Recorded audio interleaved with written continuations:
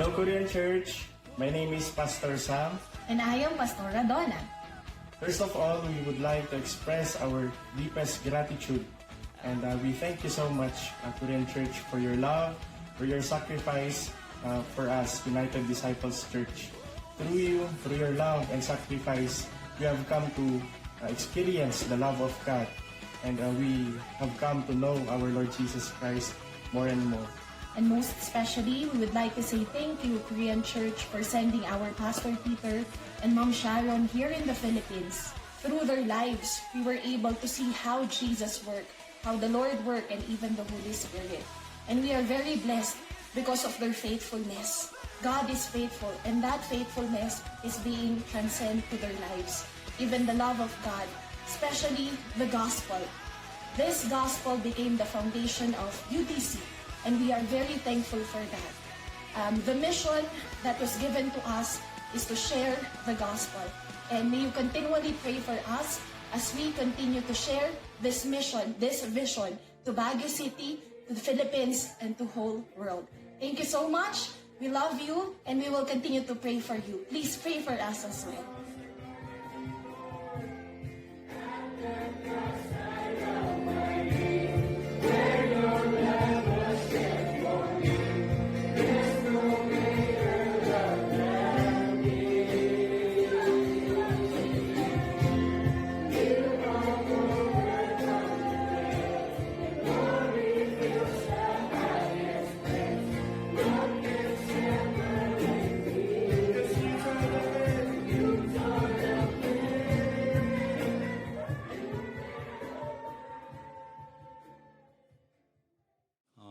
여러분 만나서 너무나 반갑습니다. 특별히 개인적으로는 제가 나이는 좀 더 많거든요, 한 목사님보다. 근데 목회자로서는 제가 한 목사님 엄청 존경합니다. 엄청 존경하고 늘 바라보고 있고 멀찍이서 그리고 어디로 가는지 어떻게 하는지 멀리서 보고 있습니다. 닮기를 원하고 있고 그래서 한 목사님이 섬기시는 바이센교회에 또 이렇게 주일날 또 말씀을 전할 수 있게 되어서 개인적으로는 큰 기쁨과 감동이 있고요. 여러분들을 또 이렇게 말씀으로 교제할 수 있어서 너무나 반갑고 감사합니다. 주께서 하늘을 여시고 말씀을 나누는 가운데에 저뿐만 아니라 모두에게 큰 은혜와 은총으로 함께 하시기를 축복합니다. 네. 오늘 생명 그리고 풍성한 삶이라는 제목으로 말씀을 나누겠습니다. 오늘 말씀을 보면 예수님께서 이 땅에 왜 오셨는지를 두 가지로 말씀을 하십니다. 생명을 얻게 하고 더 풍성히 얻게 하기 위해서 주님이 이 땅에 오셨습니다. 저는 그 필리핀에서 오기 전에 이 말씀을 묵상을 하다가 내가 선교사로서 내가 해야 될 일이 무엇인지를 생각할 수 있는 시간이 되었었습니다. 내가 해야 될 일이 있다고 하면 예수님이 하신 것처럼 예수 생명을 전하고 생명 얻은 자들을 돕는 것이겠구나 생각을 하게 되었고요. 과거 이제 16년 동안 제가 필리핀에 있는 동안에 나는 주님이 하셨던 그 방향대로 잘 사역을 했는가 제 사역을 돌아볼 수 있는 시간이 있었고요. 앞으로 내게 또 시간이 주어지면 나는 이 두 가지 방향을 향해서 주님이 주시는 힘 안에서 힘 닿는 데까지 그렇게 달려가야 되겠다고 마음을 다짐할 수 있는 시간이 있었습니다. 그래서 오늘 제가 이 설교를 안신년 나오기 직전에 저 UDC 교회에서 하고 나온 거거든요. 예, 제 마음을 나누고 와서 동일하게 이 마음을 좀 나눠야 되겠다. 그래서 생명과 풍성한 삶이라고 하는 제목을 지어봤습니다. 생명에 관한 얘기를 좀 나누고 싶습니다. 작년 9월로 생각하는데 어느 주일 때와 같이 제가 그 말씀을 나누고 교인들과 함께 예배를 드리고 식사를 하고 저희 식사 끝나면 이제 성역 공부가 있거든요. 성역 공부를 같이 했습니다. 근데 그날은 유독 성역 공부가 끝나고 나서 눈빛들이 너무 이상한 거예요. 성도들이 하나도 깨닫지 못하는 것 같은 눈빛을 저한테 줬습니다. 그래서 제가 너무 마음이 무거워가지고 무거운 마음을 갖고 집으로 오는데 마음 가운데 그런 생각이 들었어요. 성령께서 주신 마음이라는 생각이 들었는데 야 김선교사 오늘 성도들이 하나도 못 알아들었어. 그리고 구원의 확신이 없는 것 같아 라는 마음이 제 마음에 들었습니다. 그래서 제가 이상했던 것이 뭐냐면 저는 설교할 때마다 할 수만 있으면 복음을 전하거든요. 그리고 성도들도 어떻게 그렇게 설교할 때마다 복음을 전하냐고 얘기를 해요. 가끔 저한테. 그런데 그날은 성도들이 하나도 구원 확신이 없는 것 같으니까 점검해야 된다라고 하는 마음이 제 마음에 있었습니다. 그래서 그날 밤 제가 잠을 잘 못 이루고 잠을 설친 채 주일을 보내고 다음날 아침 월요일 날 저희 현지 제자 목사들과 함께 만나서 큐티를 하고 어제 있었던 일들을 나누었습니다. 제 마음을 나누었어요.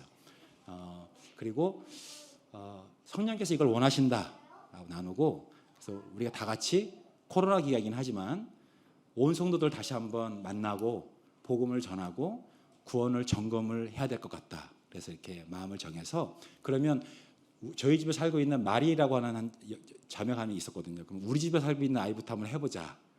저랑 같이 살고 있으니까 그리고 이제 온 성도들을 만나보자 이렇게 해서 그날 저희 집 살고 있는 마리를 만나서 물어봤습니다. 늘 하는 것처럼 천국과 지옥이 있는 것을 믿니? 네 믿어요. 오늘 죽으면 천국 갈 수 있겠니? 그랬더니 No 라고 대답을 하더라고요. 담대하게. 그래서 왜 No라고 대답을 하니? 그랬더니 There is no deep faith to me. 그러니까 제게는 깊은 신앙이 없어요라고 얘기를 하더라고요. 그래서 어쨌든 그 아이 대답을 듣고 다시 복음을 나누고 그 아이로 하여금 구원의 확신을 가질 수 있도록 도와주고 그 아이를 기점으로 해서 온 성도들 다시 한번 만나서 복음을 나누고 구원의 확신을 가질 수 있도록 도와주었습니다. 그 사건이 있은 이후로 저희 교회에 두 가지 기도 제목이 생겼어요. 하나는 뭐냐면 모든 교들로 하여금 구원의 확신과 기쁨을 누리게 하자. 이게 첫 번째였고 두 번째는 구원의 통로가 되어서 그들로 인해서 가정 가운데 하나님의 구원이 흘러 들어가게 하자. 그것이 기도 제목이었습니다. 그리고 저 개인에게는 어떤 소망을 하나 주셨냐면 하나님이 내게 허락하신 성도들과 함께 천국 가자. 개인의 소망이었습니다. 여러분 한번 질문하겠습니다. 생명이 쫙 넘치는 것 같아 너무 좋은데요. 그래도 한번 점검차 질문하겠습니다. 천국과 지옥이 있음을 믿으십니까? 네. 오늘 죽으시면 천국 가시겠습니까? 네. 할렐루야. 아멘입니다. 에베소에 보면 사도 바울이 그 2장에서 특별히 그가 복음을 설명하면서 2장 1절, 2절, 3절 이렇게 다 아시겠지만 너희의 불순종으로 말미암아 죽었던 너희들이라고 이야기를 합니다. 사실 우리는 죽음 가운데 태어나 죽음 가운데 살다가 죽음에 내던져지는 존재였습니다. 우리에게 생명이 없습니다. 하나님 말씀하시는 생명과 영생이 없는 존재입니다. 무엇이 생명이며 어떻게 생명을 얻습니까? 신명기 30장 20절에 보면 모세가 이렇게 이야기합니다. 그는 내 생명이다 라고 말합니다. 구약에서는 하나님이 여호와 하나님이 우리의 생명이십니다. 신약에서 오면은 여러분 잘 아시는 요한복음 14장 6절에 보면 예수님이 말씀하시기를 예수께서 이르시되 내가 곧 길이요 진리요 생명이다 말씀하십니다. 요한일서 5장 20절에 보면 사도 요한이 예수 그리스도에 관해서 말하면서 그는 참 하나님이시요 우리의 영생이시다 라고 말합니다. 신약에서는 예수 그리스도가 우리의 생명이요 우리의 영생이십니다. 그 생명과 영생을 여러분 어떻게 얻습니까? 너무나 잘 아는 말씀인 요한복음 3장 10절 말씀 하나님이 세상을 이처럼 사랑하사 독생자를 주셨으니 이런 저를 믿는 자마다 멸망치 않고 영생을 얻게 하려 하심이니라. 저를 믿는 자마다 멸망치 않고 영생을 얻는 것입니다. 믿으면 생명을 얻습니다. 믿으면 영생을 얻습니다. 아멘입니다. 할렐루야. 여러분 필리핀 사람들에게 제가 다 만나본 건 아니지만 필리핀 사람들에게 당신은 예수님을 믿습니까? 라고 질문하면요 거의 100% 예라고 대답을 합니다. 두 가지 이유가 있는 것 같아요. 제 경험상 첫 번째 이유는 필리핀이 캐톨릭 국가 아닙니까? 캐톨릭 문화에서 태어나서 캐톨릭 문화에서 자랐기 때문에 그래요. 그래서 어릴 때부터 복음에 관한 정보들을 들었어요. 알고 있다고 생각하는 거예요. 하나님이 사랑이시고 예수님은 하나님의 아들이고 예수님 십자가에 죽었고 부활하셨다라는 것들을 들었어요. 그래서 알고 있다고 생각하고 본인이 믿는다고 생각을 하는 것입니다. 그러니까 잘못된 믿음을 가지고 있는 거예요. 정보로만 가지고 있는 거예요. 참 믿음이 있으면 삶의 변화가 있어야 되는데 삶의 변화가 있는 사람들을 만나기가 참 어렵습니다. 그러한 배경 때문에 예수를 믿으세요? 라고 물으면 믿는다고 대답을 합니다.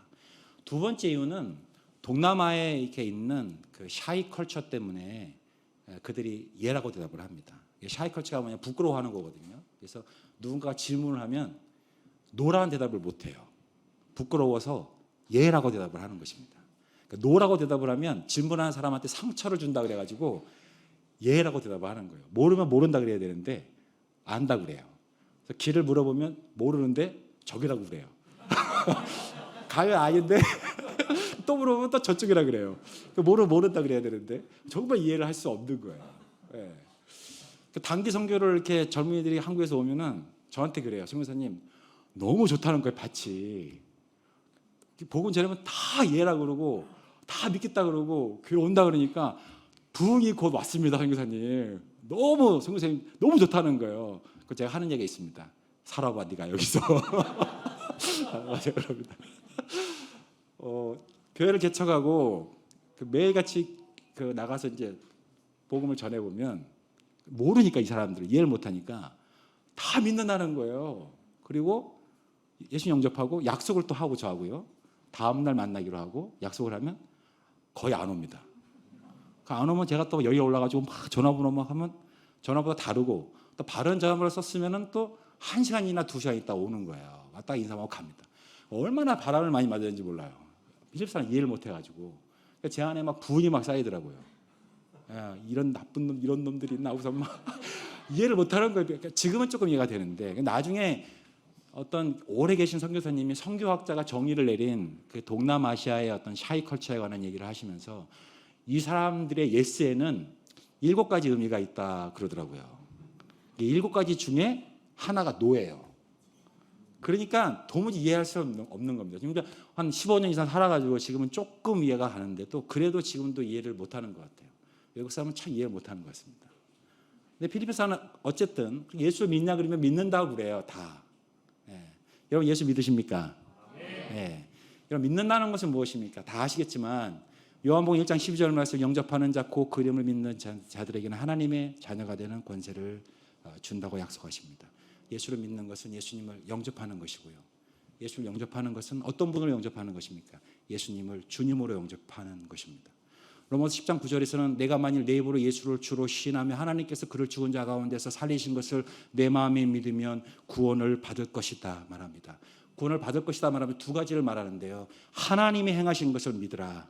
하나님이 너를 사랑해서 아들을 이 땅에 보내심을 믿으라. 하나님이 너를 사랑해서 아들을 십자가에 희생한 것을 믿으라는 것이죠.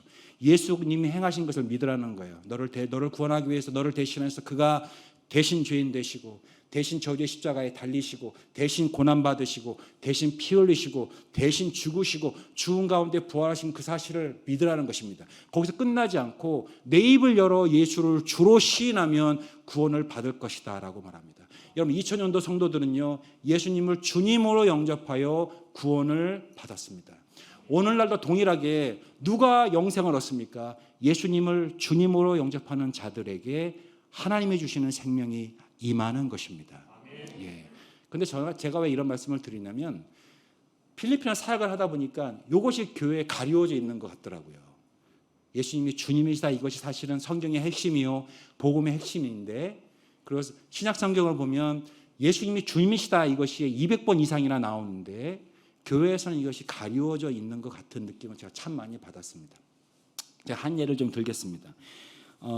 저희 교회에 현지 사역자 중에 한 분이 목사로서 20년을 사역을 하다가 저를 만났어요. 목사로서 20년을 사역하다가. 그러니까 침례교단에 속해 있던 한 분이셨는데 담임 목사님이 돌아가시면서 자기 그때 나이가 20살이었는데 자기가 신실하니까 신학도 안 했는데 담임 목사님이 돌아가시면서 네가 담임 목사가 되라. 그리고 돌아가셔서 담임 목사가 됐다는 거예요. 그래서 참 황당하다 그랬는데 담임 목사가 되고 20년을 교회를 목회를 하신 거예요. 보니까 설교도 하고 말씀도 전하고 그러면서 또 산지교회를 다니면서 막 또 설교를 하신 거예요. 그러다가 이제 저를 만나서 저와 교제하고 저를 통해서 복음을 다시 듣고 저희 교회로 와서 저와 함께 UDC 교회를 섬기는 사역자가 되신 겁니다. 그래서 제가 한 번은 설교할 수 있는 기회를 드렸어요. 그때 딱 나와서 설교를 하시면서 고백을 좀 하더라고요. 간증 같은 걸 하시면서 자기가 20년 동안 목회자로서 제가 설교를 했지만 20년 동안 자기는 예수님이 세이버 구원자인 줄 알았다는 거예요. 그리고 저를 만나고 예수님이 주님이라는 것을 비로소 깨달았다고 그러더라고요. 그러면서 자기는 참복음을 알았다 그러면서 자기가 만나는 친구들이나 자기 후배 목사들한테 나는 비로소 참복음을 깨달았다고 그렇게 얘기를 한다 그러더라고요. 제가 그래서 그 얘기를 들으면서 사실 너무 황당했거든요. 저는요. 예수님이 주님이라는 것을 20년 후에 알았다고? 20년 동안 어떻게 설교한 거야? 뭘 설교한 거지? 너무 좀 황당했던 거예요. 근데 그의 아내가 이름이 찰리인데 그 아내하고도 제가 이제 같이 성경 공부를 하는 날이었는데 성경 공부를 하는데 어느 날 그 자매가 눈물을 흘리더라고요. 그래서 내가 왜 우니 그랬더니 비로소 깨달았다는 거예요. 그래서 뭘 깨달았는데 그랬더니 예수님이 주님인 것을 비로소 깨달았다는 거예요. 그러면서 울더라고요. 그래서 세례를 다시 받겠다는 거예요. 그래서 전 제사를 받을 사람은 아닌데 세례를 다시 받겠다고 해서 세례를 다시 줬어요. 다시 주고 세례 받을 때 간증을 시켰어요. 그랬더니 비로소 자기가 40년 만에 예수님이 주님인 것을 깨달았습니다. 그래서 울면서 간증하는 시간이 있었습니다. 예수님을 주님으로 영접할 때 생명이 임합니다. 할렐루야. 예. 근데 교회는 이게 참 가려워져 있다 생각이 들었어요. 필리핀 사역을 하면서 한국 교회는 어떤지 모르겠어요. 근데 한국도 제가 보니까 참 이게 가려워져 있다라는 생각이 들더라고요. 예수를 믿니라고 물으면 믿는다고 말을 해요. 근데 Lord, 주님은 반갑지 않은 거예요. 예수를 믿니라고 부르면 믿는다고 말해요.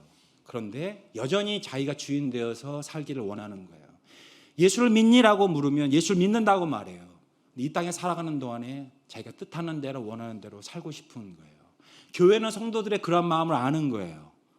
필리핀 또 목사들은 또 워낙에 또 사람들이 가난하고 교회가 그러다 보니까 성도들의 눈치를 보는 거예요. 성도들이 그런 걸 아니까 그걸 말하지 않아요. 말하지 않다 보니까 교회에 이런 부분들이 가리워져 있다라는 생각이 들었습니다. 근데 성경은 끊임없이 강조하는 것이 있습니다. 너무나 당연한 건데 그것은 예수님이 주님이시다인 것입니다. 예수님이 왕이시다는 것입니다. 복음의 핵심이 예수님이 주님이고 성경의 핵심은 예수 그리스도가 우리의 주님이시다인 것입니다. 반면에 여러분 죄의 핵심은 다 아시겠지만 내가 주인 되는 것입니다. 내가 주인 될 때 하나님과 멀어지는 것이고요. 내가 주인 될 때 나는 죄의 종이 되는 것이고 사망의 종이 되는 것이며 사단의 종이 되는 것이고 죄의 삭은 사망이라 죄로 말미암아 사망이 이르게 되고 지옥에 가는 것입니다. 내가 주인 되는 삶을 살 때 우리에게 임하는 것은 멸망입니다. 하나님 이것을 우리에게 경고하는 것이죠. 생명은 어떻게 얻는가? 성경은 단호하게 끊임없이 우리에게 말하는 것이 예수 그리스도가 우리의 주님이라는 것입니다. 예수님을 주님으로 영접할 때 우리 안에 회복과 생명의 역사가 있습니다. 주인을 바꾸는 것입니다. 전에는 내가 내 삶의 주인이었어요. 왕이시고 주님이신 예수님을 내 마음의 주님으로 모시는 것입니다. 그러할 때 우리 삶에 하나님이 주시는 생명과 영생의 역사가 있는 줄로 믿습니다. 예수님이 주님이시다 여러분 다 아시는 거 있지만 그건 무슨 의미인 것입니까? 로마서 10장 9절에서는 내가 만일 내 입으로 예수를 주로 시인하라고 말합니다. 문자적으로 그렇게 하는 건 너무나 쉬운 것이죠. 로마 10장에서는 누구든지 주의 이름을 부르는 자는 구원을 얻을 것이다. 여러분 이거 주의 이름 부르는 거 너무나 쉽지 않습니까? 본래 그 의미를 이해하기 위해서는 여러분 2000년 전 로마 시대의 시대적 배경을 이해할 필요가 있습니다. 2000년 전 로마 시대에는 여러분 역사학자들이 말하기를 그 당시에는 종들이 6천만 명이 있었다고 합니다. 2000년 전인데 종들이 6천. 그러니까 로마가 이렇게 점령하는 곳곳마다 식민지 땅은 다 종들이었던 거예요. 그래서 그 당시에 살았던 모든 사람들은 주인의 개념과 종의 개념을 누구나 다 알고 있었습니다. 시저가 주였습니다. 다른 사람을 향해서 주라고 고백을 하면 그 사람은 핍박을 받고 고난을 받아야 했습니다. 종들에게는 세 가지 권리가 없었다고 합니다. 하나는 생명권이고요. 두 번째는 자녀 양육권이 없었고 셋째는 경제권이 없었습니다. 그 말은 무슨 얘기냐면 종의 생명은 종의 것이 아니라 주인의 것이었고 종의 자녀는 종의 자녀가 아니라 주인의 것이며 종의 돈은 종의 돈이 아니라 주인의 것이었다는 것입니다. 그것을 모두가 다 알고 있었어요. 사도 바울이 로마 교회에 복음을 전할 때에도 로마 교회 성도들의 대부분은 종들이었습니다. 그들에게 복음이 전파될 때 사도 바울이 말합니다. 내가 만일 내 입으로 예수를 주로 시인하며 하나님께서 그를 죽은 자 가운데 살리신 것을 내 마음에 믿으면 구원을 받을 것이다. 내 입을 열어 예수를 주로 시인한다는 것이 무엇을 의미하는지 그들은 너무나 정확히 알고 있었습니다. 오직 예수 그리스도만이 내 삶의 주님이시고 나의 생명이 나의 것이 아니라 예수의 것이며 나의 자녀가 나의 것이 아니라 예수의 것이고 나의 돈이 나의 것이 아니라 예수의 것인 것을 너무나 분명히 알았고 내가 입을 열어 예수를 주로 고백하는 그 순간 나는 고난과 핍박을 받아야 되고 사실 역사를 보면 그 고백으로 말미암아 너무나 많은 성도들이 핍박받고 순교하고 삶을 살기 위해서 도망갔던 역사들이었습니다. 그럼에도 불구하고 그들은 복음을 들을 때 예수를 주로 고백을 했습니다. 그리고 생명과 영생을 얻었습니다. 동일한 복음이 오늘 저희들에게 들려진 것이고요. 우리도 예수를 주님으로 고백을 하는 것입니다. 예수는 나의 삶의 주님이십니다. 이 고백을 하는 것은 어떤 의미이냐면 예수님만이 나의 삶의 주님이 되십니다. 라는 고백인 것입니다. 그리고 나의 자녀는 나의 자녀가 아니라 주의 것이요.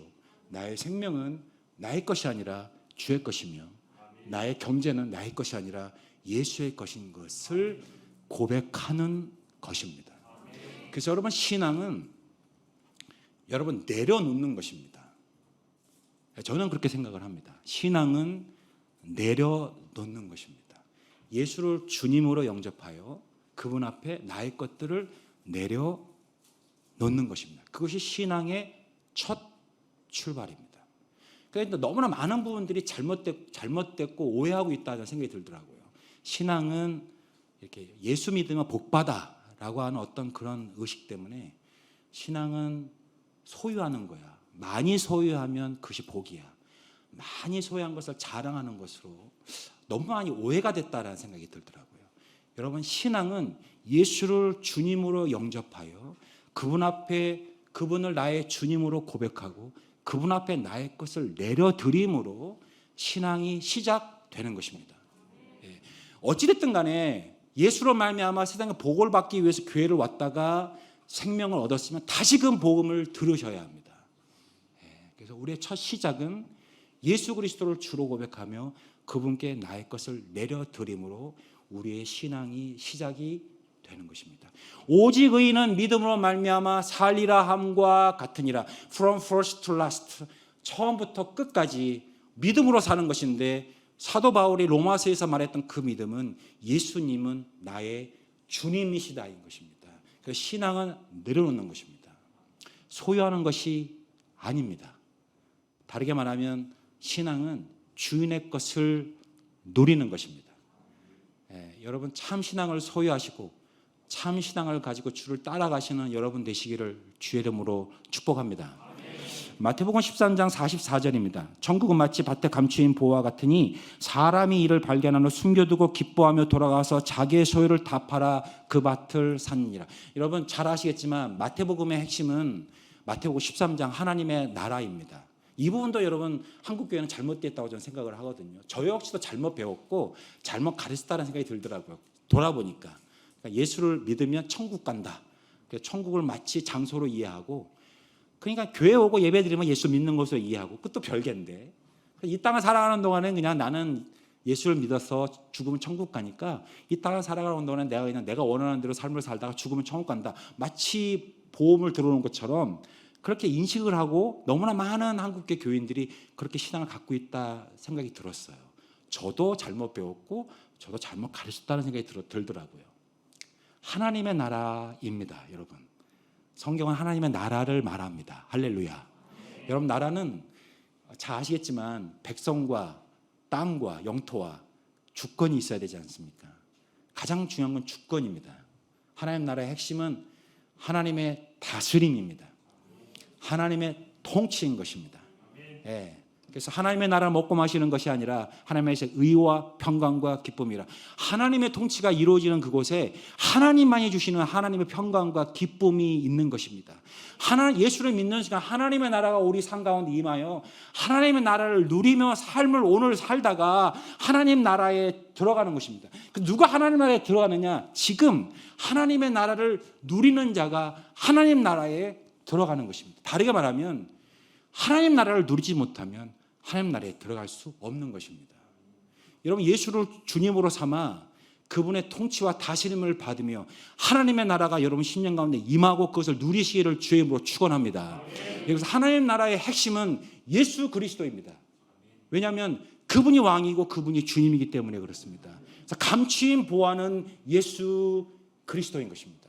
근데 그 보화가 밭에 감추어져 있는 거예요. 어느 날 소장인이 밭을 이렇게 일을 하다가 밭에서 감추인 보화를 본 거예요. 누가 있나 봤더니 아무도 없어요. 얼른 감추고선 주인에게 가서 물어보는 것이죠. 밭을 팔 생각이 있느냐? 그랬더니 주인이 팔 생각이 있다. 그랬더니 얼마만 팔겠냐? 그랬더니 주인이 네가 가진 것을 다 내놔라. 그러면서 너무 좋아가지고 얼른 돌아가서 자기가 가진 소유를 다 팔아 그 밭을 사는 것입니다. 왜? 밭에 감추인 보화를 보았기 때문인 것입니다. 감추인 보화를 본 사람은 보화를 얻기 위해서 자기의 소유를 다 파는 것입니다. 그렇다고 소유를 팔라는 얘기는 아닙니다, 여러분. 그런 얘기는 아니고 그 의도, 그 의미를 아셔야 복음 안에서. 감추인 보화 예수 그리스도를 본 그 사람들.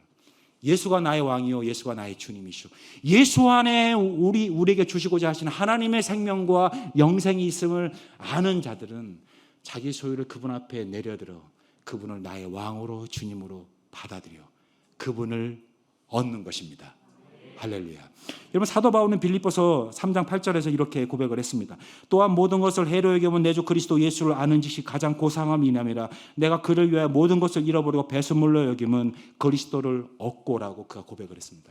사도 바울은 하나님께서 하나님의 구원을 설명하기 위해서 선택한 특별한 사람이죠. 과거에 저도 특별한, 복음 안에서는 사도 바울이나 우리나 똑같은 하나님 앞에서 똑같은 사람이죠. 근데 복음을 설명하기 위해서 하나님의 구원을 설명하기 위해서 하나님이 한 샘플 사도 바울을 사용하지 않으십니까? 그래서 그의 고백이 하나님의 말씀이 됩니다. 그 말은 뭐냐면 그 고백이 맞다는 거예요. 그가 좀 말을 좀 거칠게 하지만 그 고백이 맞다는 것입니다. 어떻게 그리스도를 얻느냐? 그가 고백합니다. 내가 그를 위하여 모든 것을 잃어버리고 배설물로 여김은 그리스도를 얻고자 함이라는 것입니다. 어떻게 그리스도 얻느냐? 내려드림으로 그리스도를 얻는다는 것입니다. 여러분, 그리스도를 얻으시기를 주의 이름으로 축원합니다.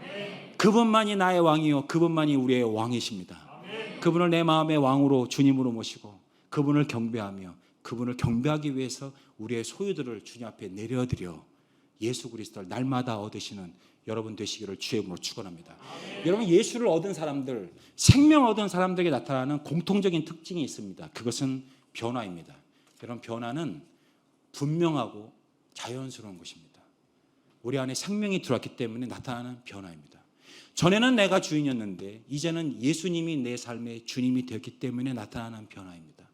전에는 내가 내 삶의 왕이었는데 예수님이 이제는 내 삶의 왕으로 좌정하시기 때문에 나타나는 변화인 것입니다. 그래서 변화는 너무나 분명하고 너무나 자연스러운 것입니다. 제가 그 한국에 들어오기 전에 1월 달에 코로나에 걸렸습니다. 예, 저는 뭐 걸리면 이길 거라고 생각했는데 아내 때문에, 저희 아내가 이제 약한 자매여서 아내가 걸리면 큰일 난다 했는데 제가 걸리는 바람에 아내도 걸렸어요. 예, 저희가 열흘 정도 같이 고생을 했거든요. 저 같은 경우는 뭐 한 7일 동안 항생제 먹고 또 다른 약도 먹고 막 설사도 해가면서 막 온몸에 그냥 막 몸살 앓고 목도 막 이렇게 다 아시겠지만 막 이렇게 불타는 것처럼 막 이렇게 그런 아픔의 시간들을 지냈습니다. 아내도 비슷하게 하여튼 열흘 같이 지냈습니다. 다행인데 아내가 걱정했던 것만큼은 안 되고 하여튼 잘 이겨냈습니다. 제가 이 얘기를 드린 이유는 뭐냐면 코로나 바이러스 눈에 보이지 않잖아요. 근데 그게 어느 나도 모르는 사이에 들어와가지고 제 안에 몸의 변화를 일으키는 거예요. 여러분, 예수 생명 우리 안에 임하면 우리 안에 생명에 관한 변화가 있습니다. 영생으로 말미암는 변화가 있습니다. 질것 가운데 보화가 담겨졌기 때문인 것입니다. 유한한 존재 안에 무한하신 하나님이 우리 가운데 임재하셨기 때문인 것입니다. 죽음 가운데 있던 우리에게 생명이 우리 안에 들어왔기 때문인 것입니다. 어둠 가운데 있던 우리에게 참빛이 임했기 때문인 것입니다. 그래서 변화는 분명하고 자연스러운 것입니다. 여러분 안에 이 변화가 날마다 일어나고 그 회복 있기를 주의 이름으로 축원드립니다. 제가 이 설교를 안식년 갖고 떠나기 직전에 유대시 교인들에게 제가 하고 왔거든요.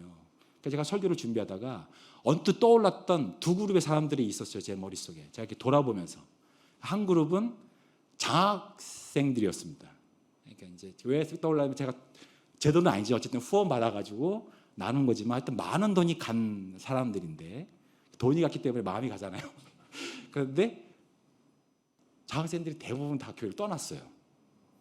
네. 그래가지고 너무 마음이 아프더라고요.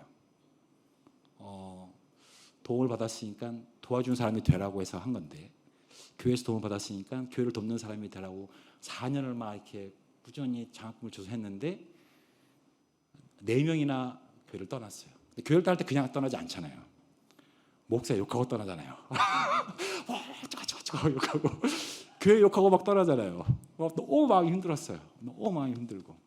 그러니까 갑자기 설교 주면 하는데 그 아이들 막 생각이 나더라고요. 그래서 실패했구나. 나는 실패자구나. 근데 그런 생각이 막 들었어요, 제 안에. 도 잃고 사람 잃었다. 막 실패했어. 그런데 이제 한쪽에 제 안에 이제 하나님이 하신 생각이죠. 성령이 준 생각인데 너는 실패인지 모르지만 나는 실패하지 않았다 하시면서 그 변화된 사람들을 생각나게 해주셨어요. 저를 대신해서 지금 목회하고 있는 대신해서 교회 섬기고 있는 뭐 보셨겠지만 도나나 사무엘이나 헌신자들이 하나님이 성령께서 하신 게 있더라고요. 야 이거는 내가 한 거다. 내가 한 거다 이거는. 그래서 변화된 사람들을 보게 해주셨어요. 그리고 변화되고 있는 사람들을 또 보게 해주셨어요. 그 변화될 사람들에 대한 소망을 갖게 주셨습니다. 네, 얼마나 감사한지 몰라요. 여러분 안에 이 생명으로 말미암는 변화가 여러분 10년 가운데 임하고 또 특별히 또 이 바이성 교회에 날마다 생명으로 말미암는 변화의 역사가 있기를 주의 이름으로 축원드립니다. 두 번째 여러분 나누고 싶은 것이 있어요. 풍성한 삶이라고 하는 것 좀 나누고 싶은데요. 요한복음 10장 10절 제가 다시 한번 읽겠습니다. 도적이 오는 것은 도둑질하고 죽이고 멸망시키는 것이요 내가 온 것은 양으로 생명을 얻게 하고 더 풍성히 얻게 하는 것. 주님이 오신 이유가 생명을 얻게 하고 더 풍성히 얻게 하는 것이요. 더 풍성히 얻게 하는 것을 많은 분들이 풍성한 삶으로 이해를 하더라고요. 그렇게 이해해도 무리가 없겠다 생각이 들더라고요. 여러분 풍성한 삶 하면 여러분 어떻게 이해하십니까? 무엇이 풍성한 삶인 것입니까? 필리핀 아이들에게 풍성한 삶에 대한 얘기를 하면 그 아이들이 가지고 있는 것이 있어요. 그러니까 풍성한 삶을 살기 위해서 어떤 것이 필요하니라고 말하면 그 아이들이 갖고 있는 생각이 첫째는 예수를 믿을 것, 둘째 대학을 나오고, 셋째 직장을 갖고, 넷째 멋진 남자 예쁜 여자 만나고 결혼해서 자녀 낳고 행복하게 살면 풍성한 삶으로 이해를 합니다. 가난하니까 그런 생각들을 갖고 있는 거예요. 여러분들이 생각하시는 풍성한 삶은 무엇입니까? 어떻게 풍성한 삶을 이해를 하시고 어떻게 설명을 하시겠습니까? 제가 얼마 전에 한국에서 뉴스를 보다가 한국에 관한 뉴스였어요. 그때 충격을 좀 받았어요. 제가 그 뉴스였는데요. 네, 감사합니다. 네. OECD 국가 가운데 한국을 제외하고요. 질문이 뭐였냐면 가장 가치 있는 것이 무엇입니까? 라고 하는 질문에 한국을 제외한 OECD 모든 국가가 대답이 같았어요. 그 대답이 뭐냐면 가족이었습니다. 가장 가치 있는 것이 무엇이냐는 대답이 가족이었어요. 이해가 되시죠? 한국만 유독 가장 가치 있는 것이 무엇입니까라는 것에 대답이 한국은 물질적 풍요였어요. 저 엄청 충격 먹었습니다. 네, 한국이 병들어도 너무 병들었구나라는 생각이 들었고, 그리고 교육자로서 나 교회가 이 부분에 일조했다는 생각이 들었고, 나도 과거에 잘못 가르쳤구나 생각이 언뜻 들더라고요. 예수님도 복받아 그래가지고 그 복이 아닌데 너무 그 부분을 강조하다 보니까 잘못 오해하고 교회가 잘못 이해하고 있구나라는 생각이 들었습니다. 여러분 물질적 풍요가 성경이 말하는 풍요로운 삶이라면 예수님 거짓말장애이고 사기꾼입니다. 2000년 전에 예수님을 통해서 복음을 들었던 사람들은 대부분 가난한 사람들이었습니다. 가난한 가운데 예수님 만나고 가난한 가운데 살다 가난 가운데 죽었습니다. 무명한 가운데 복음 듣고 무명한 가운데 살다가 무명으로 죽었습니다. 예수님 자신도 33살 젊은 나이에 저주의 상징이라고 하시는 십자가에 매달려 생을 마감하셨습니다. 지금 복음을 듣고 있는 저희들도 비교해 보면 여기 어떤지 모르겠지만 대부분은 부하지 않다고 저는 생각합니다. 세상 권력 가지고 있지 않고요. 물질적 풍요가 성경에서 말하는 풍성한 삶이라면 우리는 잘못 이해하고 있는 것이고요. 예수님이 그렇게 말했다면 예수님은 거짓말장이라고 저는 생각을 합니다. 여러분 그렇다면 여러분 풍성한 삶, 주님이 주고 싶어 하셨던 풍성한 삶, 풍요로운 삶은 무엇인가요? 저는 원어는 제가 잘 모르니까 NIV만 봐도요. NIV는 어떻게 됐냐면 have it to the full 되어 있습니다. 이시 생명인데 생명을 가지고 to the full, 풀해지는 것이라고 얘기를 해요. 풀해지는 것입니다. 그러니까 뭘 먹고 나면 우리는 I'm full 그러잖아요. 배불러도 I'm full. 그러니까 나를 만족해. 나 이상 바랄 게 없어. I'm full 그러잖아요. 근데 have it to the full이에요. 생명이 풀해지는 거예요. 근데 아까 나눴지만 생명은 예수 그리스도예요. 예수로 충만해지는 것입니다. 예수로 충만해지는 것입니다. 여러분 그 충만함이 여러분 가운데 임하기를 주의 이름으로 축원합니다. NLT 성경은요 이거를 rich and satisfying life라고 아주 쉽게 표현했더라고요. Have it to the full을 rich and satisfying life로 썼어요. 아예. 그러니까 부하고 만족스러운 삶이라는 것입니다.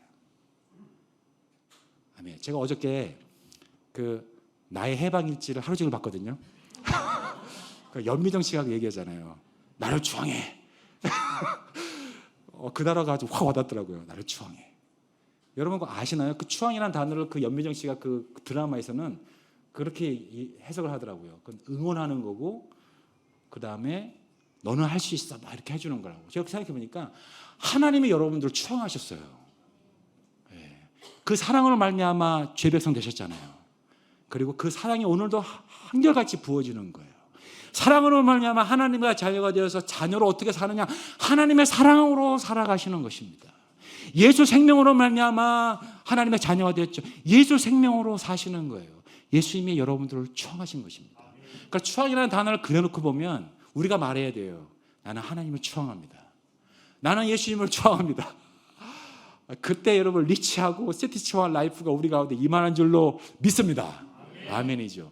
여러분 요한복음 17장 3절은 이렇게 되어 있습니다. 영생하고 유일하신 자 하나님과 그의 보내신 자 예수 그리스도를 아는 것이다 그랬습니다.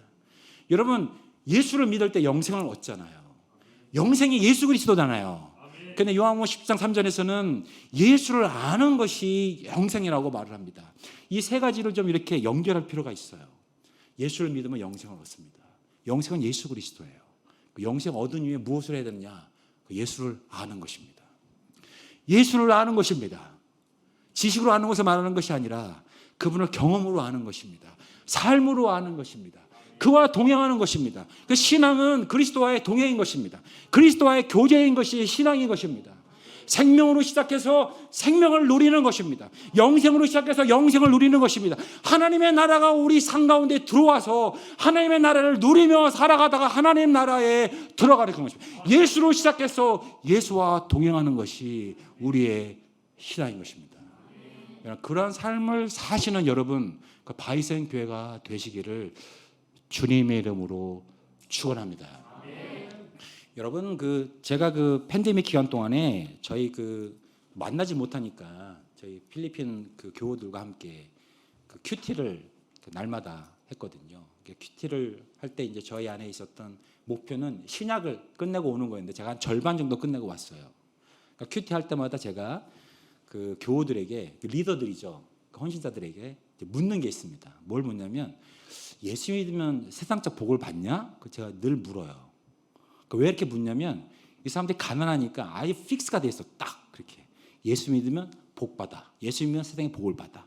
그 필리핀 사역자들은 다 그렇게 프리칭을 합니다. 그 프리칭 안 하면 사람들이 안 와요. 제가 늘 말해요.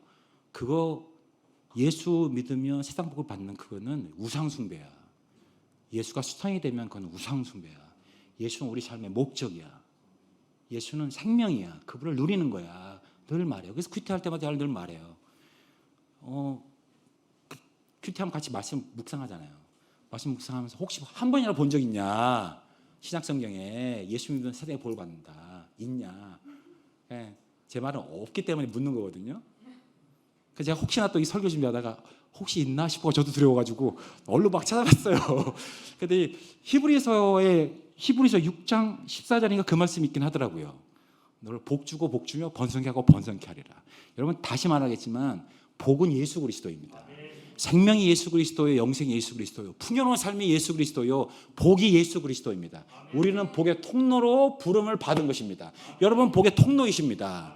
복의 통로로 복이 흘러가는 것을 성경은 복이라고 말을 하는 것입니다. 여러분 복이 되시기를 축복합니다. 그러나 오해하지 마시고요. 복은 예수 그리스도요, 여러분 복의 통로가 되시는 것입니다. 신약성경에 그런 말 없어요. 구약 성경에는 많죠. 왜냐하면 복이신 예수님이 와야 되니까.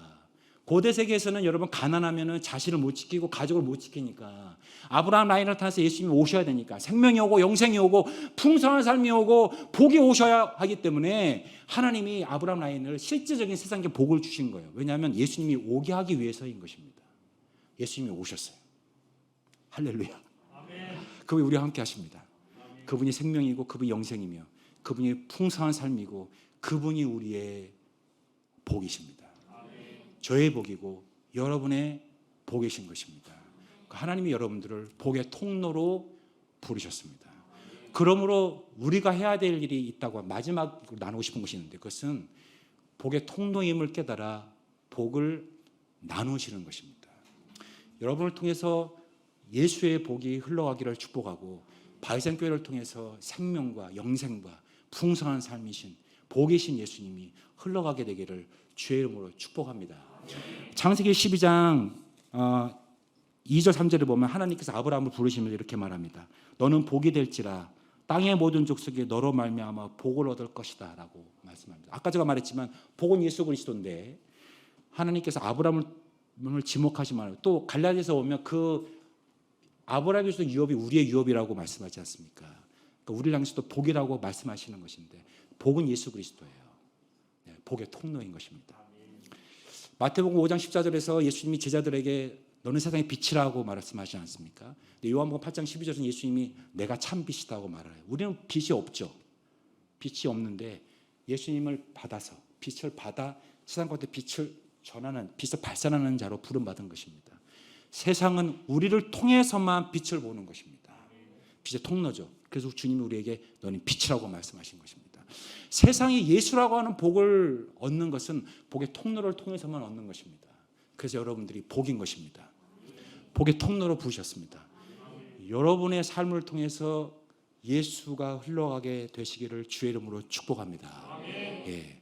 여러분 이스라엘 땅에는 여러분 잘 아시지만 두 개의 강이 있는데요. 갈릴리 바다와 두 개의 바다가 있는데 갈릴리 바다와 사해 바다가 있지 않습니까? 사해 바다가 엄청 큽니다. 갈릴리 바다 몇십 배는 더 큰 것 같은데 공통적인 것은 물을 받는 거예요.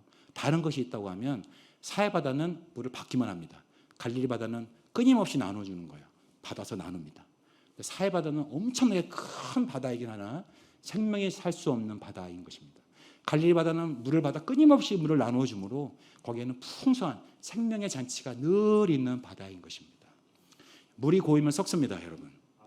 생명이 흘러가지 않으면 생명력을 잃습니다.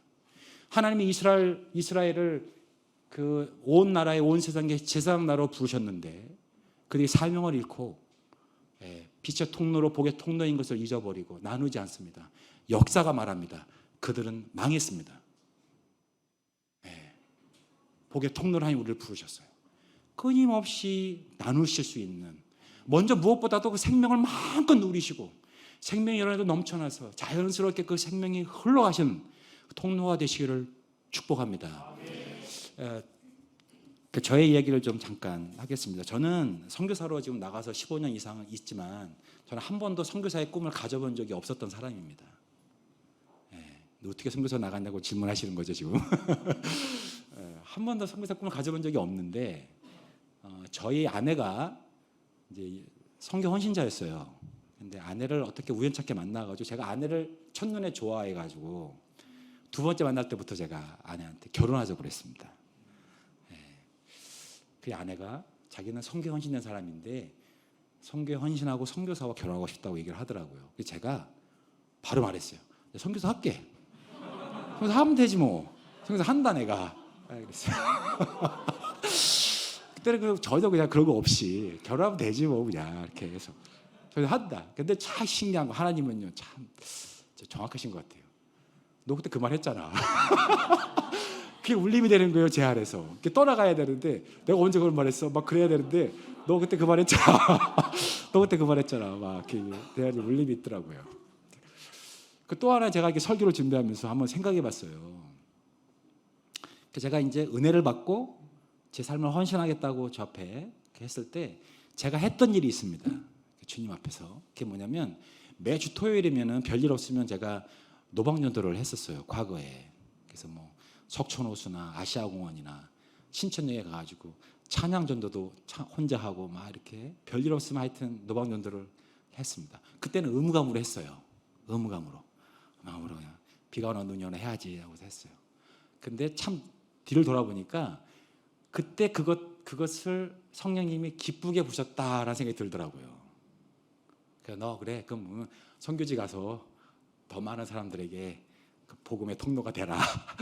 그래서 저같이 부족하고 약한 자인데 불구하고 선교사로 사람이 저를 불러주셨다는 생각이 들더라고요. 제가 선교지 가서 저는 언어의 은사가 너무 없어가지고 한국말도 잘 못하는데 영어는 정말 ABCD만 알고 갔거든요. 그래서 복음을 전해야 되잖아요. 말을 못하는데 굿모닝밖에 못하고 알로밖에 못하는데 복음을 전해야 되니까 제가 이 전도를 해야 될 걸 한국말로 다 써가지고 그거를 영어 잘하시는 분한테 트랜스레이션 해달라 그래가지고 다 해가지고 그걸 달달달달 외웠습니다. 30분 정도 말을 할 줄 있는 분량이 굉장히 많잖아요. 달달 외워가지고 전혀 인사밖에 못하는 영어 시작 가지고 달달 외워가지고 가서 여러분 묻지마 전도라고 혹시 아시는지 모르겠는데 질문하지 마요. 묻지마 전도 묻지마 전도 그냥 들어. 질문하지 마. 그냥 근데 같이 살고 있는 같이 동네 살고 있는 선교사님이 언어를 하나도 못하시고 어떻게 저렇게 설교하냐고. 하나님이 귀하게 보신 것 같아요. 그런 부분들을. 네, 저는 그 영어를 하기 위해서 이렇게 그 선생님을 와가지고 개인 투터 하잖아요. 투터하면 투터가 말하는 게 안 들려가지고 너 말하지 마. 들어. 제가 서역 공부 시켜주고 막 영어를 하나도 안 느는데 제가 알고 있는 한도 내에서 영어를 가지고 서역 공부하고 복음 전하고 그 사람은 은혜 받았다 그래. 은혜 받았다 그러고 제가 돈도 주고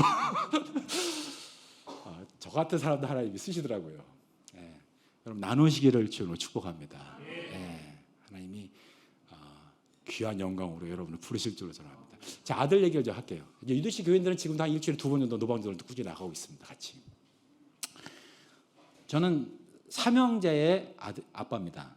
예. 아들만 셋인데요. 22살, 21살, 20살입니다. 예. 어떻게 삶을 살았을지 대충 감이 오시죠? 22살, 21살, 20살이에요. 예. 아들만 셋인데 큰아들이 성령 충만합니다. 예. 늘 예수에 아주 그냥 막 오직 예수가 흘러나오는 아이입니다. 아이가 군대 간 때 엄마의 기도 제목은 힘들고 어려운 사람을 만나지 않게 해주세요가 기도 제목이었습니다. 군대 가면 그런 기도 하잖아요. 힘들고 사람. 근데 그 아들의 기도는 뭔지 아십니까? 저희 아들의 기도 제목은 뭐였냐면 만나는 모든 사람들에게 복음을 전하게 하옵소서 기도했습니다. 감동이 돼요. 저 그동안 만나게 대하려면 감동이 됩니다. 만나는 모든 사람들에게 복음을 전하게 하옵소서 했어요. 그래서 훈련소 가서도요. 5주 훈련하는데 훈련소에 내후반에 15명 훈련소 자기도 훈련병인데 15명한테 5주 동안 다 복음을 전했어요. 6명이 영접했습니다. 자대 갔어요. 자대에서 모든 간부들에게 다 복음을 전했습니다. 네. 그리고 후임병들이 5명이 왔는데 요즘 애들은 예수 모르잖아요. 교회도 안 다니고 전부 예수 모르고 교회 안 다니는 애들이 온 거예요. 근데 걔네들을 데리고 3명, 2명 묶어가지고 현재 서열 공부를 열심히 하고 있습니다. 예, 아주. 근데 그 나누려고 해요, 아이가 예수를 나누려고 해요. 끊임없이 나누려고. 그래서 그 아이에게 하나님이 주시는 그 비전이 있어요. 그것이 뭐냐면 그 아이도 선교사가 되고 싶은 마음을 갖고 있습니다. 하나님 좋으신 분입니다. 하리수가. 예. God is good입니다. 아멘입니다. 예. 나누십시오. 나누시고 예수로 충만하시고 나누시기를 축복합니다.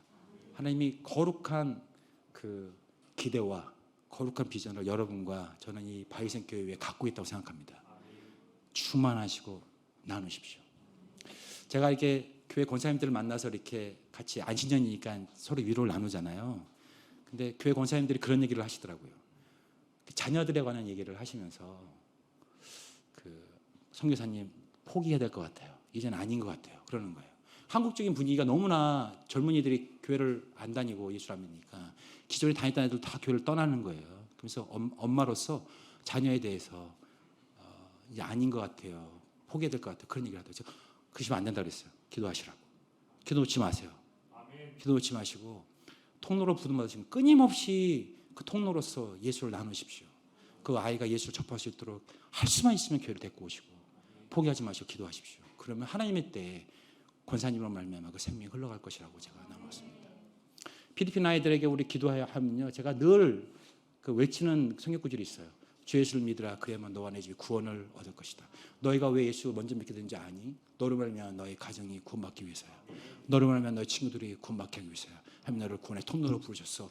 복의 통로로 부르셨어. 너를 통해 하나님의 구원이 흘러가야 돼. 네, 아이들이 늘 증거합니다. 예수로 충만하시고 충만하신 예수가 여러분의 삶 가운데서 흘러나와서 복의 통로가 되어서 여러분들을 말미암아 예수가 흘러가 생명이 흘러가서 변화의 역사들이 끊임없이 한 걸음 한 걸음 더 진보가 있기를 주님의 이름으로 축원드립니다.